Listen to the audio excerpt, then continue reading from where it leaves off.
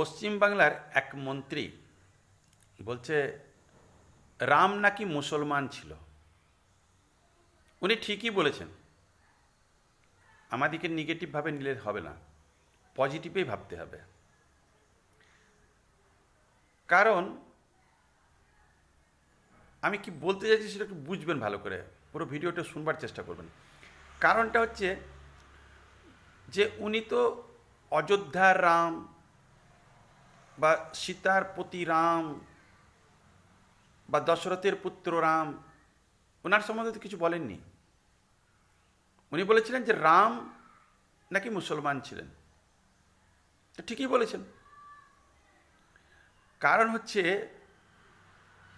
যে যে মন্ত্রী বলেছেন তার বাপের নাম ছিল রাম আব্দুল গফ্ফর খান খানা। যে এই কথাটা বলেছেন যে রাম নাকি মুসলমান ছিল, তো কথাটা ঠিকই।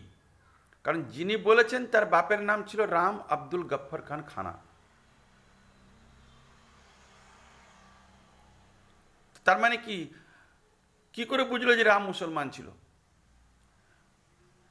কারণ হচ্ছে যে রাম আব্দুল গফ্ফর খান খানার পুরো কুণ্ডলিটা ওই মন্ত্রীর হাতে ছিল।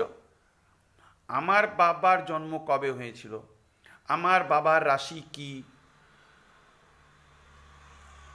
আমার বাবার কোয়ালিফিকেশন কি ছিল, আমার বাবা কি চাকরি করতেন,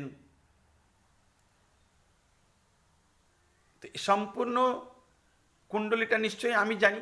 আপনি বলতে পারবেন আমার বাবা কে ছিল, কতদূর পড়াশোনা ছিল, আমার মায়ের নাম কি ছিল, আমার বাবা কি করতেন, তো সেটা আমি ভালো করে জানবো, কারণ বাবার সম্পূর্ণ কুণ্ডলী আমার হাতে আছে।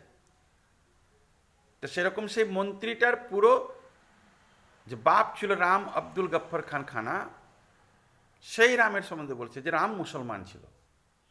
অযোধ্যার রামের সম্বন্ধে কিছু বলেনি। এরা ভোটের জন্য যে কোনো জিনিস করতে পারে, যা মনে আসবে তাই বলতে পারবে। এদের লজ্জা শরম বলে কিচ্ছু নেই। এরা হিন্দুর নামে কলঙ্ক। সেই জন্যই কথাটা বলেছে যে রাম মুসলমান ছিল। ঠিকই বলেছে। ওর বাপের নাম ছিল রাম আব্দুল গফ্ফর খান খানা। ধন্যবাদ।